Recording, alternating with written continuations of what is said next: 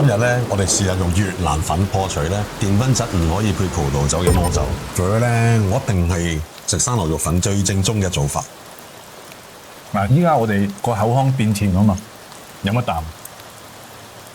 我覺得佢冇乜點變酸喎。係啊，個牛味帶咗出嚟，牛筒骨力熬嘅湯啊嘛，可能係個油脂包住個河粉都配到啊！我覺得。我哋嘅口水咧就冇乜咁掂得太多嘅澱粉質。其實咁講啦，中國葡萄酒係好多年前咧，其實就唔係咁流行嘅，係咪因為我哋中國人？中國四大發明係咩？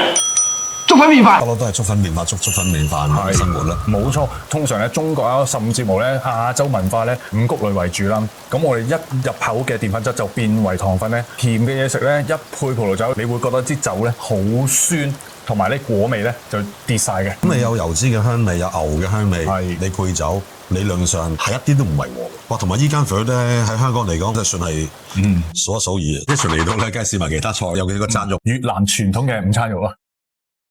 喂，跟住厚切添喎，幾好。哇，煎到嘅，裏邊有豬耳，你 feel 到嘅，個爽嘅。其實呢係手剁一部分，唔係全雞餃咧。係啊，嗰個口感都會差好遠。一襯落去啱啱好喎。你呢支真係冇得頂喎。都係寧夏河南山嘅出產啦。係，咁係馬斯蘭葡萄。馬斯蘭已經係代表咗中國嘅葡萄品種，紅就係馬斯蘭，白就係小安心。唔係話佢超越幾多其他外國嘅產區，只不過係外國產區好少揾到呢啲葡萄品種。係，我試埋個牛啊。好，哇！呢間牛都好靚喎，真係靚嘅賓沙腩，呢一條牛都唔係幾多嘅啫。你咪覺得咧菜品咧越多脂肪嗰啲對葡萄酒大部分都係會 match 咩？我覺得幫助好大。成個口腔有油脂包圍住，洗走咗嗰種立嘅感覺，個肉感強好多。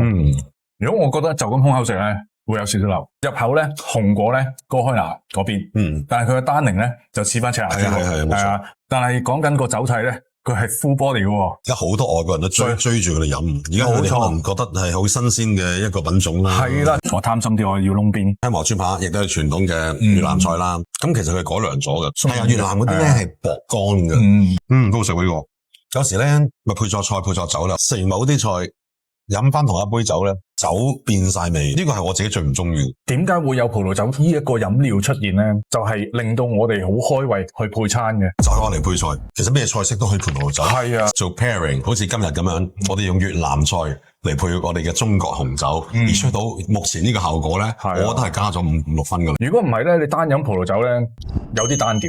做得到最好嘅 wine pairing 咧，揾啱嘅係好有成就感嘅，飲葡萄酒嘅一個樂趣咯。係啊，呢個回合咧，我覺得係。OK 嘅，酒冇變味，佢亦都係美味嘅，即係保留翻嗰個牛湯嗰個骨味啊，咁樣打破咗之前話粥粉麵飯唔適合配酒呢個感覺咧。